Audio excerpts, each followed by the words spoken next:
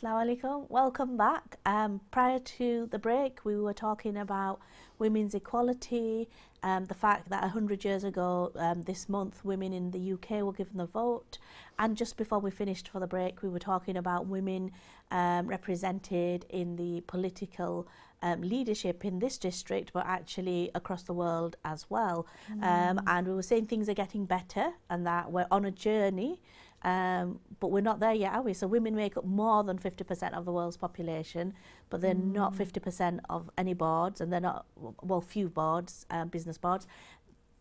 They're not, it's not 50-50 government, it's not 50-50 in most situations. No, it's not. And I remember back in the 90s when Tony Blair was elected, first elected in 96, I think it was, to Prime Minister. And he had a record number of MPs in his party, in the Labour Party at the time, and he had them all, I remember this picture, he had them all sort of lined up behind him, and he was there in the centre, and he called them Blair's babes.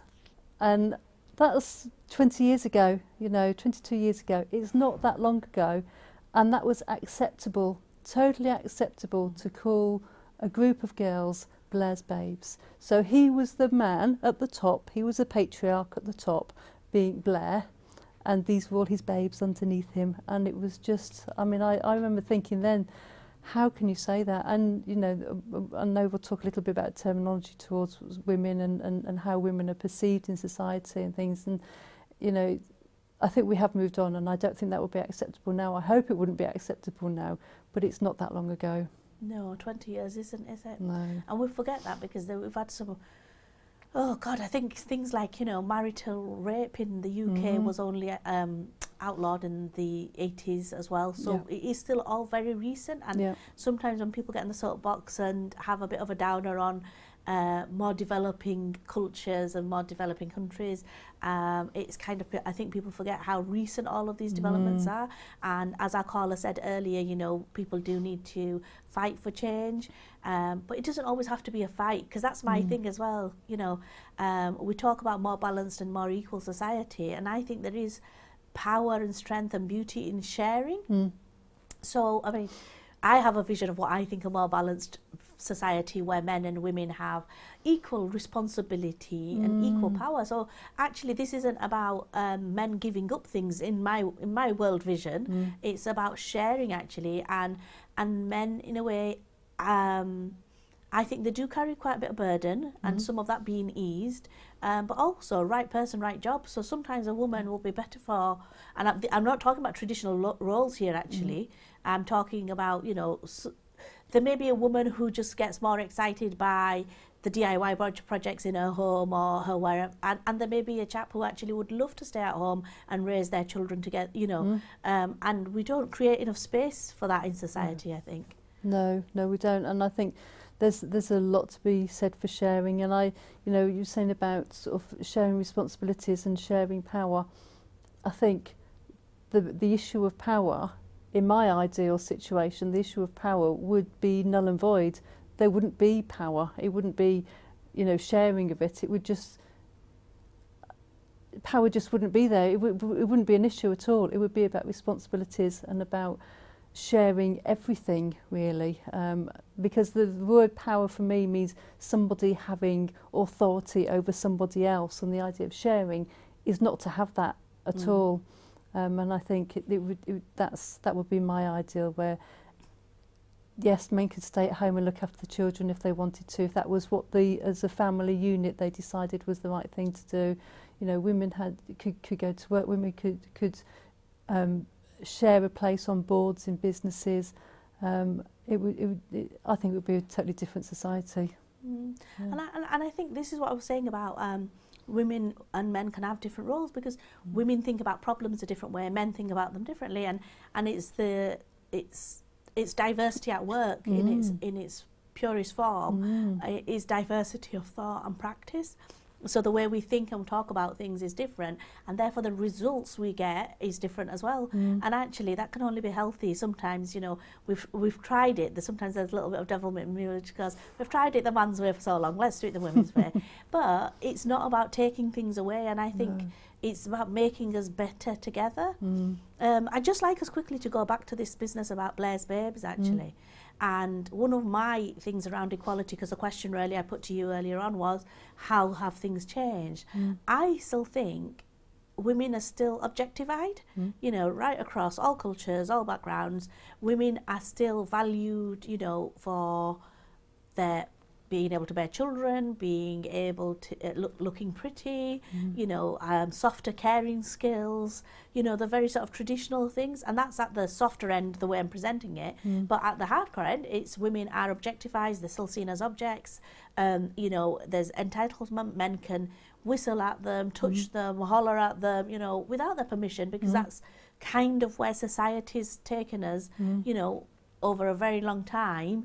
And even in this day and age, there are people at the moment very perplexed about what's going on with all these women suddenly saying, well, you know, hashtag me too, you know. Yeah, I think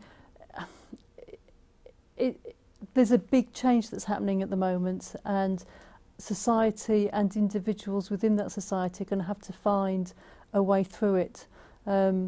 I mean, if you look back thousands of years, prostitution, for example, you know, we're talking about women's bodies being available to men as and when they want them. Prostitution is the epitome of that, really. And that has gone on forever. And I suspect it probably will go on forever. But if we move away from the fact that it's not the norm, it's not acceptable, and the lower end of that, if you like, the sort of the touching, the inappropriate touching, inappropriate comments that are made, get away from the idea that women's bodies are not just there for the pleasure of men. And that's how it's been for eons, really, forever. And I think we do need to move away from that. And whilst we have that in place, we still have male power over women. And somehow women need to be able to take back that I'm going to use the word power, and I said earlier I don't know. Like well, but there is agency as well, isn't it? And it's recognising women. You know, bodies are functional. Our soul occupies them, if you like. You know, our brains, our intellect, our love, our care. You know, that's what occupies our bodies, if you like. And it is a vessel. And yes, some of us are taller, thinner, long. You know what? But generally, that isn't. It's fallible, isn't it? That we value that. And I'd look forward to a society where we had Blair's Babes, but actually, why couldn't we have Blair's Brains? Yeah. You know, why are we talking about babies used as a term usually to describe, you know, someone who's particularly pretty or, you know, curvaceous or whatever. It's not generally used as a term of, or in a meeting, I wouldn't say, go and talk to Carol, she's a real babe. I'd be saying, go and talk to Carol. I might say she's a real badass, she knows what she's talking about. She, you know, and it's how we describe things as well. Yeah. If we want real equality and we're all open to that idea, then we need to think about our terminology. Yeah, and maybe, that, you know, the word power I was using, I suppose it's something that you get used to using, but maybe what I was really trying to say was about sharing responsibility, men and women together sharing responsibility for each other and for each other's bodies, if you like, certainly for each other's comfort in life, and for the way that, you know, sort of that respect going as far as, I'm not going to say be the same, because I know when I was in the police service there was a lot of, when we were moving away from this sort of gender specific roles, there was a move towards treating everybody as the same. Well, women aren't the same as men, and men aren't the same as women. We're different, but we are 100% equal to each other. And I think we need to accept that, and we all need to take responsibility for that, men and women, and sort of just acknowledge that there is no difference in equality.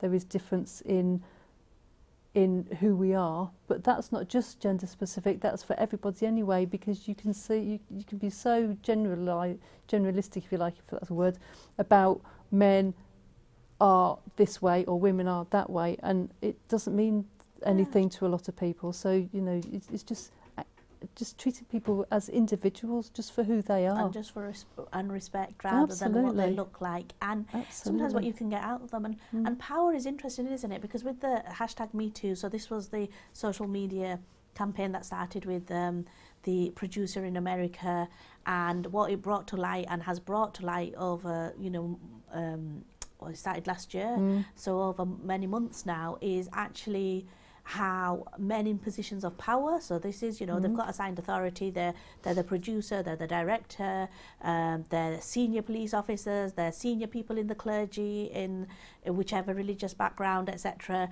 where, you know, there are vulnerable young people, there are particularly vulnerable women, where, you know, they're expected to enter sexual relationships in return for positions or work. And although it was presented like, oh well, that's just the culture of the time, because that's what a lot the sort of counter defence was, that's how things were then, but they shouldn't have been, should they? No. And although that for us here can seem like so far away, and it's over there in America and it's the industry there, we've had it here as well, haven't we, in terms of the media here, Jimmy Savile, we've had people, and that's really shaken us, because some of us have grown up with these characters and you kind of, you know, have respect for them, and then when something like this happens, it's very difficult to process. And bringing us right up to the moment, actually, the stories that have broken recently about NGOs, so non-governmental organisations, and aid charities, you know, like Oxfam, Save the Children. There's others as well, I'm sure, but these are two of the big ones that have been sort of discussed at the moment, where people are abusing their positions in countries where they're there to do disaster relief, and I just found that appalling, I must say. I got to a point at the end of last week and I was just like, you can't trust anyone and you can't have faith in anyone anymore. What's your take on that, Carol? I think also it's not just men in positions of power like being directors or CEOs, it's men in the position of power because they are men as well, you know, men of all sorts, you know, sort of will take advantage and have historically taken advantage of women because they are women.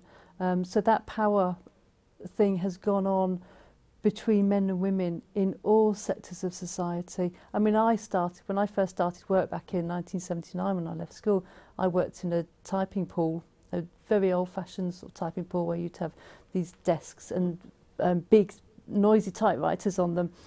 And there were windows, big windows, and we used to call it the goldfish bowl because you could see everything that was going on inside. And people would come in and bring their work in for us to type up. And some of the things that went on then, the things that some of the girls in the typing pool were called, and there was touching that went on, and it was kind of accepted, as you said earlier, that was normal in society, and we just took it, you know, on the chin and didn't say anything about it, didn't do anything about it. But they weren't men in positions of power as such. They were just men in the workplace, being men, having that position of power because they were men and because we were female. And when we do talk about power, it isn't always, like you say, it's not about power because you've just got a big job or you're paid a lot of money. It is about those relationships and it's those dynamics between you. So, you know, you can have a man and his partner or his wife equally poor in terms of finances, equally illiterate, but there will still be an imbalance in who's got more power in that relationship, and usually it's the man. It's not always, usually it is. I think that's really quite powerful because actually, you know, we talk a lot about, if we just talk about people in highfalutin positions, then we can almost absolve everyone else who doesn't. So the cleaner, a male cleaner can have, you know, imbalanced views on men, women, relations, etc. Or the taxi driver, or the warden, or whoever, you know, there's lots of roles where it's not about that kind of power, like you say, it's and that takes us to sometimes, you know, the domestic sort of violence against women and girls world, where it's sometimes very violent, resulting in at least 2 deaths a week in this country, but sometimes it's more subversive, isn't it? It's about control, it's about access to money, it's about making your own decisions about what you wear, making your own decisions about who your friends are, you know, coercive control, and that became law last year as well, didn't it? Yes, and not before time. I think that's been an issue for women for a long time. That sort of power that men have in a marriage, in a relationship, where they control absolutely everything. But as you said earlier, even rape within a marriage has only been sort of maybe 30 years or so since it became unlawful. Domestic violence, I remember when I joined the police in 1996, and there were officers that I worked with then who were saying, well, it wasn't very long ago since there was a domestic violence incident and we wouldn't even go to it because it's between a man and his wife, nothing to do with the police. And those laws came in, thankfully, to deal with violence, physical violence, but the coercive control is, and the control that women suffer in, as you say, not being able to choose their own friends, not being able to go out with their friends, not having any money, or if they have some money, having to justify every penny that they spend, and not being able to make any decisions, and just feeling like a prisoner in their own. They might be able to go out, you know, and do the shopping, but within the relationship and within the family, they are total and utter prisoner, and they have no control over their lives at all. And it's about time that coercive control, because it's one of those controls that you can't see. Everybody puts a brave face on it. You go out with a smile on your face, and nobody would ever know that it was happening. Exactly. And it's one of those hidden crimes, and now it is a crime, thankfully. Good. And like we said, so we have been talking about changes in law, but my feeling is, and we've only got a few minutes now, I can't believe how quickly the show has gone, but what do we do about it then? So we've said it's a societal issue. We're not blaming men exclusively, but clearly men are a huge part of the issue. And then women also need to speak up. So what is it? What do we need to do to fix and rebalance society, Carol? In 3 minutes we've got. Big question. And I don't think we should be blaming men, because I think it's a society thing, and it's the way that men and women have been brought up in this society, and to accept things as being norm, as we've said before. So we can't be blaming the men now, because that's how they were brought up to act towards women, and a lot of them think that they're being really nice towards women and gentlemanly, if you like. How do we change it? Well, big question. I don't have the answer to that one. I really don't have the answer to that one. I'm speculating that I think we need to acknowledge that this happens. Yeah. So I think if we don't accept it, we can't change it. We need to open our eyes, and we need to, you know, recognise sexism. We need to recognise misogyny, which is a hatred of women, for what it is, and we need to be open to that. Where we are in positions of big power or small power, you know, however we talk about it, we need to think about how do we listen to people, how do we bring people with us, and how do we stand side by side with people? Yeah. You know, how do we make space for women's voices? How do we make spaces for younger people's voices? How do we make spaces for BME people? You know, and how do we value everyone equally for their contributions, not what we can get out of them, whether that's because we want a physical interaction, you know, or whether it's because we want someone to be subservient to us. So those are just some of my ideas, and I think some of it does go to our education system, you know, both in the home and at school. Definitely, yeah. Where how we present what healthy relationships are. Yes, yeah. You know, it has to start right at the basics, and it has to start right at very young people. But you can educate very young people, and in the classroom, and say this is a healthy relationship, and hopefully they will develop that. But if they then go home to a violent relationship, whether it be coercive or physically violent, they're not going to see that, and they would use their parents, their grandparents, their reference point. As their role models. So I don't know. But then as a society, we have to say it's not acceptable, don't we? You know, absolutely. We've got here collectively that it's acceptable. You know, yes, some people might like wolf whistling, but generally, you know, if you're out and about doing your business, you just want to go about your daily business. Yeah. There's a time and place if you want to. If you're looking for a life partner or, you know, a companion, there's a time and place, and that's very obvious when that's appropriate, actually, because some men are now saying, well, we don't know what to say, we don't know how to talk to women anymore. It's not a problem, you know. Obviously, within the Islamic traditions, you know, there's the arranged marriages, etc. So there's different ways of doing that. In other traditions, in other communities, women are very clear at expressing when they are interested in having a conversation, when they're interested in getting to know someone. And I think that's where it comes down to respect, actually. Absolutely, respect is the main thing, and learning to see how people react towards you, and learning to understand what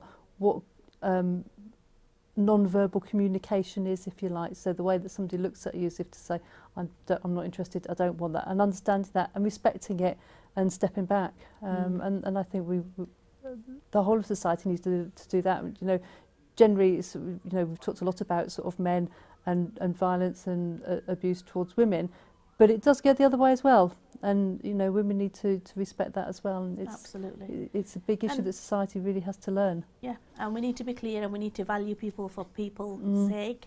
And actually diversity in its fullest sense of thought and practice and experience is amazing, and you will get some fantastic results. We could have carried on talking. Thank you so much for your time, Carol. My dear viewers, it's been great exploring these issues. Inshallah, you do some research yourselves, and I think we will have some follow-up shows. If you've got any questions, just write in or call us. Thank you so much. Inshallah, see you next time.